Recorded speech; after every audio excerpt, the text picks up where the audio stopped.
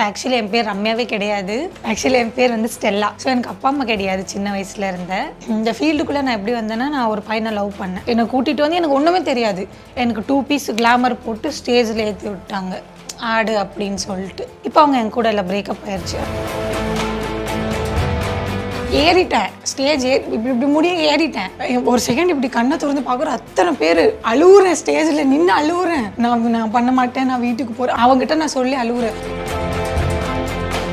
என்னை ரொம்ப யூஸ் பண்ணிக்கிட்டாங்க. காசு விஷயத்தில் இருக்கலாம், இல்லை வேறு ஏதாவது ஃபிசிக்கலி இருக்கலாம். அந்த மாதிரி நிறையவே நான் ஏமாந்துட்டேன். வெறும் நான் லவ்ன்ற விஷயத்தில் சொல்லலை, லவ்வாக இருக்கலாம், ஃப்ரெண்ட்ஸாக இருக்கலாம். சரி, ஓகே, இவ்வளோ சாதுவாக பேசுறீங்க, இவ்வளோ அமைதியாக இருக்கீங்க. ஆனால் ஸ்டேஜில் இருக்கும்போது ஒரு மாதிரி பர்ஸ்ட் அவுட் ஆகுறீங்க, ஒரு கோவம். இல்லை, நான் இப்போ ஆடுறேன், என்னை சுற்றி ஒரு 1000 பேர் உட்காந்துருக்கானுங்க எனக்கு ஆப்போசிட்டில். நான் ஆடிட்டே இருக்கும்போது இப்படி ஃபக் சிம்பல் காட்டுறது, இல்லை வரியா, அந்த மாதிரி ஒரு மாதிரி ரொம்ப அசிங்கமாக பண்ணேன். ஸோ அதெல்லாம் பார்க்கும்போது ஆட போவேன், ஒரு ஊருக்கு போவேன். ஃபங்க்ஷன் எல்லாம் முடிஞ்ச அப்புறமா என்னோட நம்பர் அவங்க எப்படி கரெக்ட் பண்ணுறாங்கன்னு எனக்கு தெரியாது. இந்த மாதிரி ரம்யா ஒரு ஊர் தலைவர், ஒரு பையன் என்னென்னமோ சொல்லிட்டு, இந்த மாதிரி ஒரு நைட்டுக்கு வருவாங்களா, எவ்வளோ ஆச்சுன்னு கேள்வி அப்படியெல்லாம் சொல்லுவாங்க.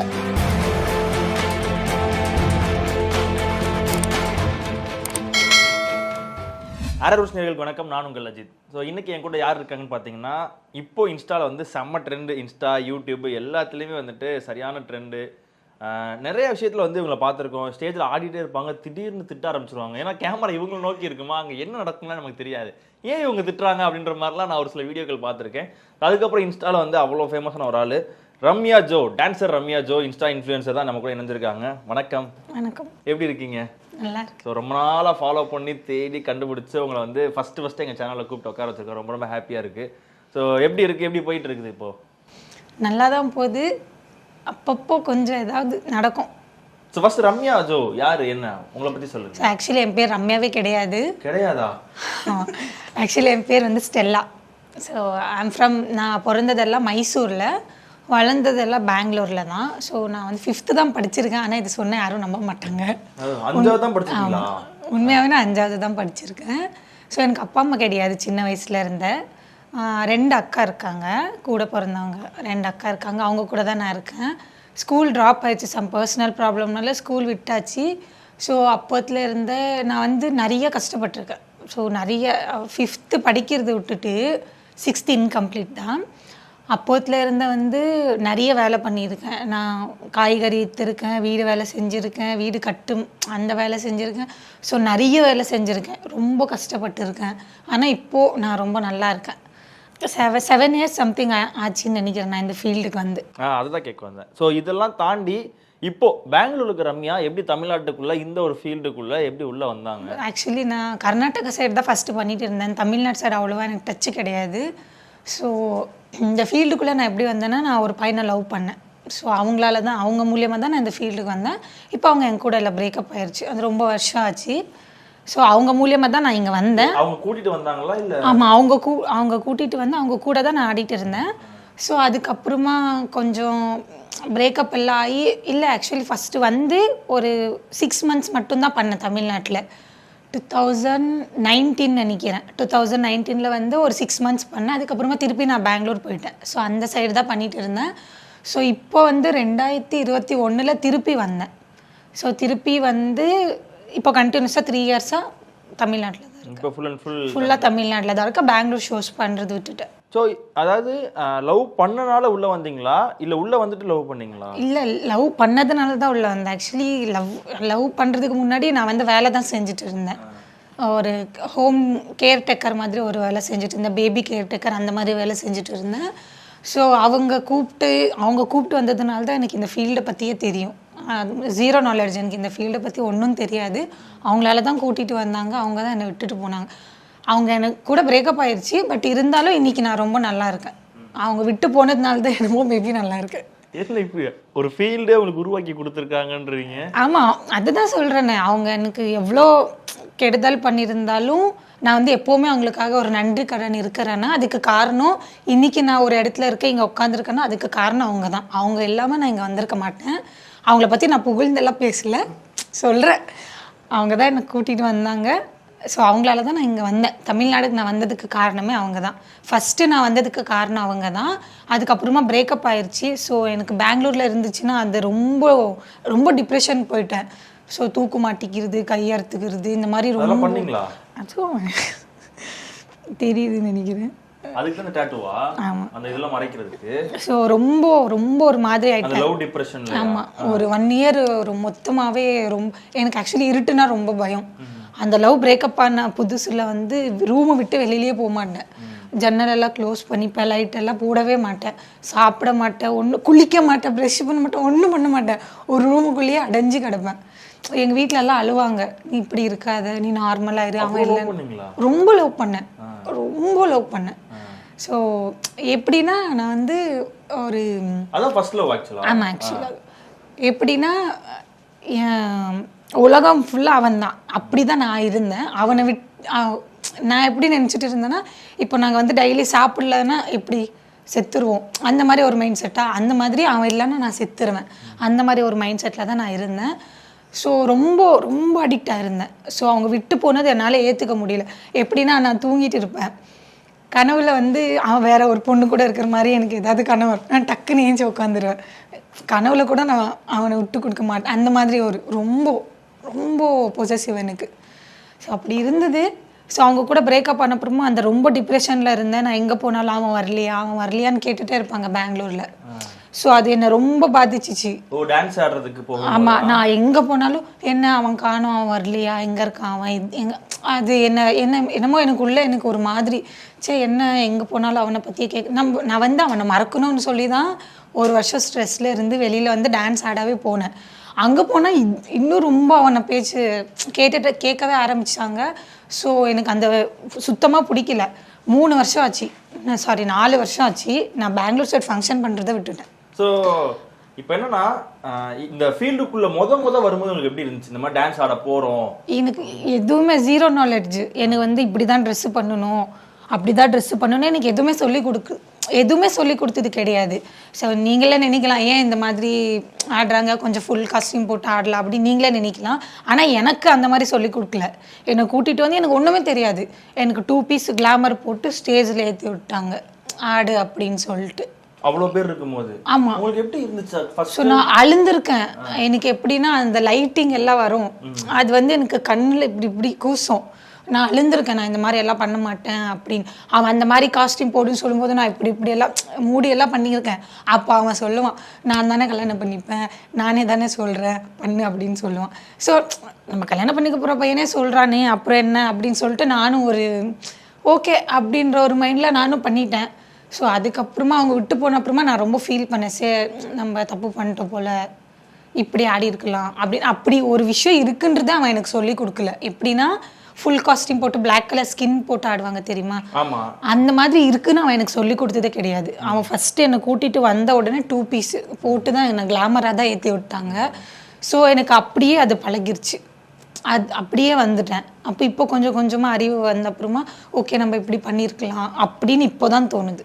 அது என்னைக்கே யோசிச்சிருக்கீங்களா, ஒருவேளை நம்மளை ஆட வைக்கிறதுக்காக ஒருவேளை இப்படி பண்ணிட்டாங்களா, இல்லை மேபி அந்த மாதிரி ஏதாவது நீங்கள் யோசிச்சு பார்த்தது உண்டா இப்போ நீங்கள் இந்த டைமில்?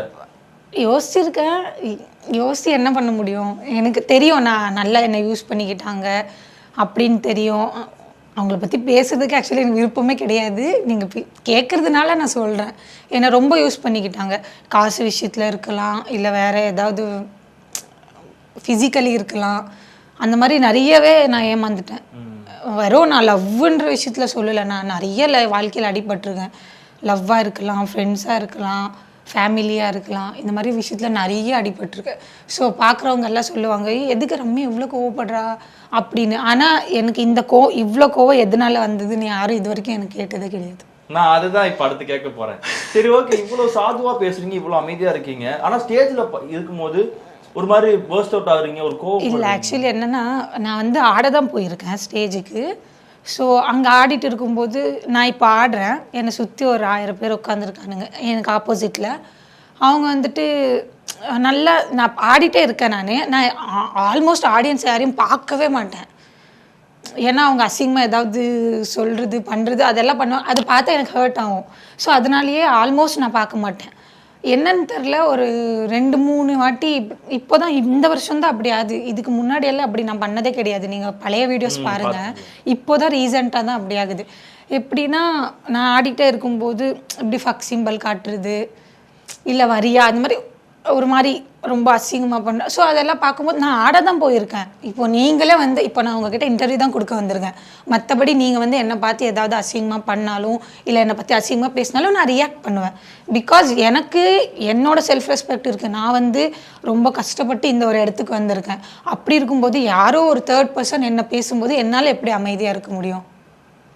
அதுக்கு ரவுடி பொண்ணுன்னு சொல்லலாம், என்ன வேணாலும் சொல்லலாம். என்னதான் சொல்லிருக்காங்க அந்த ஒரு Dressலாம் போட்டு அந்த ஒரு Black Dress நினைக்கிறேன் எனக்கு தெரிஞ்சு. ஆமா ஆமா. கீழ உட்கார்ந்து நீங்க ஆடும்போது டக்குனு 30 மில்லியன் சம்திங் வியூஸ் இருந்தது. அதுக்கு என்னலாம் சொல்லிருந்தாங்க? நிறைய பேர் பேடா கமெண்ட் பண்ணியிருந்தாங்க. ஆனா ஆக்சுவலி நிறைய பேட் கமெண்ட் வரும். நான் அதுக்கெல்லாம் தலைக்கு எடுத்துக்க மாட்டேன்.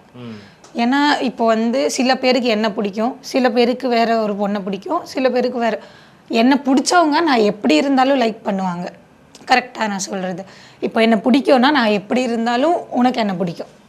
அப்படி இருக்கும்போது நிறைய பேர் பேடாக சொன்னாங்க, நிறைய பேர் கரெக்டாக சொல்கிறாங்க. அவங்க ஆட வந்திருக்காங்க, அவங்களுக்கு மனசுக்கு வலிக்கிற மாதிரி எதுவும் பண்ணாதீங்க அப்படின்னு எல்லாம் சொல்லியிருக்காங்க. நிறைய பேர் கொஞ்சம் பாசிட்டிவாகவும் பேசியிருக்காங்க, கொஞ்சம் பேர் நெகட்டிவாகவும் பேசியிருக்காங்க. அதே மாதிரி இந்த டான்ஸ் ஆடுறவங்கனாலே இவங்க இப்படிதான்ப்பா, இவங்க வந்து எதுனாலும் ஓகே சொல்லிடுவாங்க, அந்த மாதிரி மைண்ட் செட் ஏதாவது ஃபேஸ் பண்ணியிருக்கீங்க? ஆமாம் ஆமாம், நிறைய பண்ணியிருக்கேன். ஸோ நான் ஆட போவேன், ஒரு ஊருக்கு போவேன். அப்போ வந்துட்டு லாஸ்ட்டில் ஃபங்க்ஷன் முடிஞ்ச அப்புறமா, நான் எந்த ஊருன்னெல்லாம் மென்ஷன் பண்ண விரும்பலை, ஃபங்க்ஷன் எல்லாம் முடிஞ்ச அப்புறமா என்னோடய நம்பர் அவங்க எப்படி கரெக்ட் பண்ணுறாங்கன்னு எனக்கு தெரியாது. நம்பர் கரெக்ட் பண்ணிட்ட அப்புறமா இந்த மாதிரி ரம்யா ஒரு ஊர் தலைவர் ஒரு பையன் என்னென்னமோ சொல்லிவிட்டு இந்த மாதிரி ஒரு நைட்டுக்கு வருவாங்களா, எவ்வளோ ஆச்சுன்னு கேள்வி அப்படியெல்லாம் சொல்லுவாங்க. ஸோ நான் ஒன்றே மட்டும் சொல்ல விரும்புகிறேன். ஸோ இப்போ நான் வந்து போய் ஆடுறேன்னா நான் வந்து தப்பான பொண்ணு கிடையாது. அப்படி நான் ஒரு வேளை தப்பான வேலை செய்யணுன்னா அப்படி ஆடணும்னு கிடையாது. நான் வேறு யாருக்கும் கண்ணுக்கு தெரியாத மாதிரி நான் வெளியில் போய் பண்ணலாம். நான் அப்படி பண்ணல. ஸோ நானாக வந்து விரும்பி வந்து அந்த மாதிரி ட்ரெஸ்ஸு கிளாமர் போட்டு நான் பண்ணல. எனக்கு தெரிஞ்ச வரைக்கும் ஸ்டார்டிங்லேருந்து நான் அப்படி தான் பண்ணேன். இப்போ வரைக்கும் நான் அப்படி தான் பண்ணிகிட்டு இருக்கேன். ஸோ நான் வந்து மற்றபடி பிடிச்சி எல்லாம் பண்ணல. ஸோ என்னோடய வீட்டு கஷ்டத்துக்காக எனக்கு கொஞ்சம் அமௌண்ட் நிறையா வரும்ன்ற ஒரு இதனால நான் பண்ணுறேன், அவ்வளோதான். மற்றபடி வேறு யாரையும் இது பண்ணணும், நான் கெட்டவ நான் நல்லவ அந்த மாதிரி நான் என்றைக்குமே சொன்னதே கிடையாது. நான் ஆல்மோஸ்ட் நானே ஓப்பனாக சொல்லிக்கிறேன், நான் ரொம்ப கெட்ட பொண்ணு. நான் ரொம்ப கெட்ட பொண்ணு, கெட்ட வார்த்தை பேசுவேன். கெட்ட பொண்ணுன்னா நீ என்கிட்ட எப்படி இருக்க, நான் அப்படி உங்ககிட்ட மிரர் மாதிரி நம்ம எப்படி இருக்கோமோ அதை அப்படியே நம்ம வெளியே காட்டுறது. நீ எனக்கு மரியாதை கொடுக்குறியா, நான் உனக்கு மரியாதை கொடுக்குறேன். நீ என்கிட்ட உண்மையாக இருக்கியா, நான் உனக்கு உண்மையாக இருக்கேன். நீ என்கிட்ட எனக்கு ஒன்று முன்னாடி பேசி பின்னாடி ஒன்று பேசுறியா, நான் உன்னை விட பண்ணுவேன். எனக்கு அந்த மாதிரி பழக்கம் எல்லாம் கிடையாது. நீ எனக்கு ஏதாவது தப்பாக நான் நேராக சொல்லிடுவேன், நீ பண்ணுறது பிடிக்கல எனக்கு, அவ்வளோதான். ஸோ ரம்யாவோட ஃபர்ஸ்ட் ஸ்டேஜ் எக்ஸ்பீரியன்ஸ் பற்றி எனக்கு சொல்லுங்கள். அதான் சொன்னேனே, ஃபஸ்ட்டு ஸ்டேஜ் அந்த மாதிரி 2 பீஸ் கிளாமர் போட்டு ஏற்றி விட்டாங்க. எனக்கு தமிழில் பாட்டு தெரியாது. ஏதோ ஒரு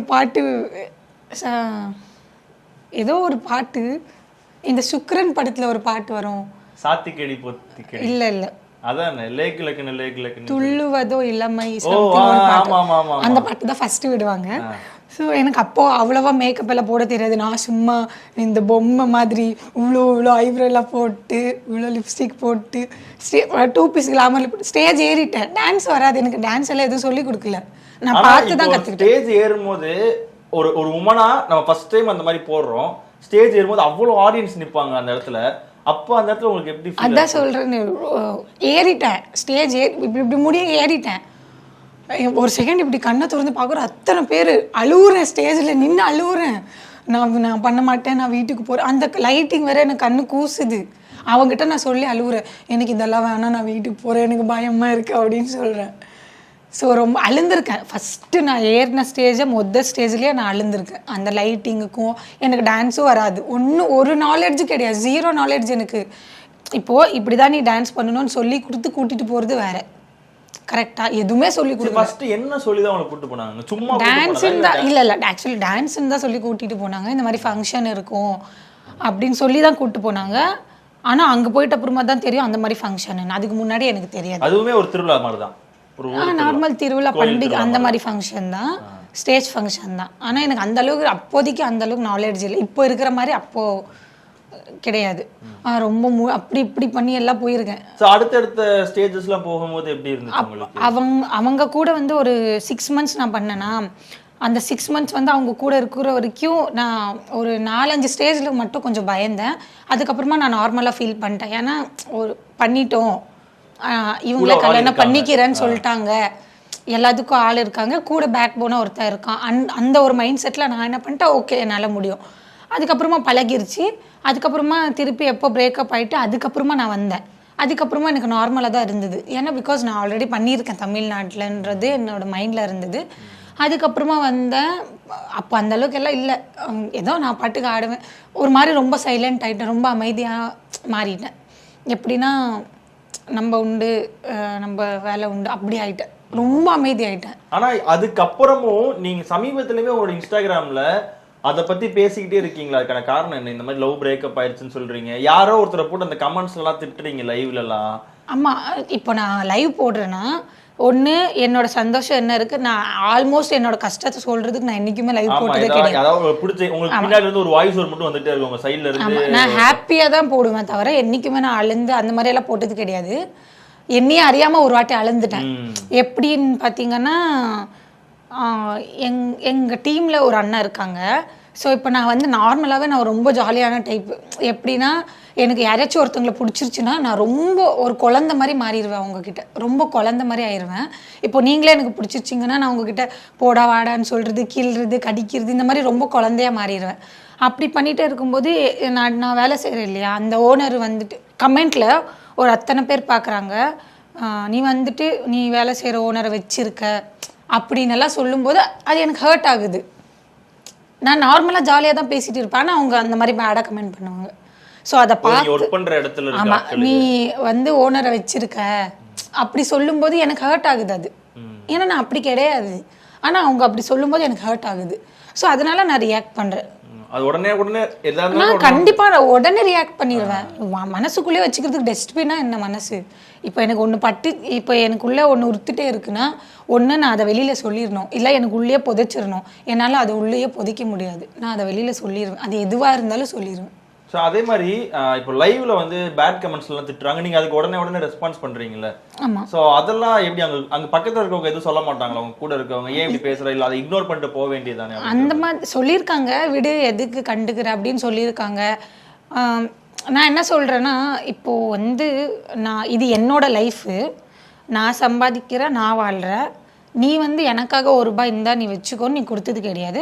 அப்படி இருக்கும்போது நீ எதுக்கு எனக்கு கமெண்ட் பண்ணுற? உனக்கு பிடிக்கலன்னா நீ எதுக்கு என்ன ஃபாலோ பண்ணுற, எதுக்கு என்னோட லைஃப் பார்க்குறேன்? பார்க்காத, நான் உன்னை கேட்டேன் பாருன்னு. கரெக்டு தானே கேட்குறேன். இப்போது என்ன உன்னை பிடிக்கலையா, என்னை பிளாக் பண்ணிடு. என்னோட வீடியோ வந்து தான் நாட் இன்ட்ரெஸ்ட் கொடு, ஸ்வைப் பண்ணு, போ ஸ்க்ரோல் பண்ணு, விட்டுரு. என்னை பற்றி கமெண்ட் பண்ணுறதுக்கு நீ யார்? நான் ஒரே வார்த்தை தான் கேட்குறேன். அதே மாதிரி இப்போ உங்களை மாதிரி நிறைய ஆட்கள் இருப்பாங்க, நிறைய ஊரில் நிறைய, ஒவ்வொரு ஊருக்கு ஒரு ஃபேமஸ் அந்த மாதிரிலாம் இருப்பாங்க. ஸோ அவங்கள கம்பேர் பண்ணி வச்சு ஏதாவது திட்டிருக்காங்களா? நீ இவங்கள மாதிரிலாம் கிடையாது, நீ இவங்கள மாதிரி ஆடினது இல்லை நீ இவங்கள மாதிரிலாம் பண்ண மாட்டே. கம்பேர் மீன்ஸ் இந்த வீடியோ எடிட் பண்ணி கம்பேர்ஸ் போடுவாங்க. இப்போ வந்து எப்படி சொல்கிறதுனா, இப்போ என்னோடது ஒரு வீடியோ போடுறாங்கன்னு வச்சுக்கோங்க. இப்போ ஒரு 4 ஃபோட்டோ வச்சுட்டு இவங்கள யாரை உங்களுக்கு பிடிக்கும் அப்படி சம்திங் போடுவாங்க. அப்போ அதில் வந்து நிறைய பேர் ரம்யா பிடிக்கும்னா ரம்யா பிடிக்கும்னு சொல்லுவாங்க, இல்லை வெண்ணிலானா வெண்ணிலா பிடிக்கும்னு சொல்லுவாங்க, நேத்ரா பிடிக்கும்னா நேத்ரா பிடிக்கும் சொல்லுவாங்க. இந்த மாதிரி நிறைய சூர்யா குட்டி பிடிக்கும், யாருக்கு யாரை பிடிக்கும் அவங்கள கமெண்ட் பண்ணுவாங்க. இந்த ஃபேன்ஸ் தான் இந்த மாதிரி கம்பேர் பண்ணி போடுவாங்க. பட் என்கிட்ட வந்து இது வரைக்கும் யாரும் அந்த மாதிரி நேராக சொன்னது கிடையாது. எப்படின்னா நீ இவங்கள மாதிரி பேச மாட்ட, நீ இவங்கள மாதிரி இது பண்ண மாட்ட, அப்படியெல்லாம் என்கிட்ட யாரும் பேசினது கிடையாது.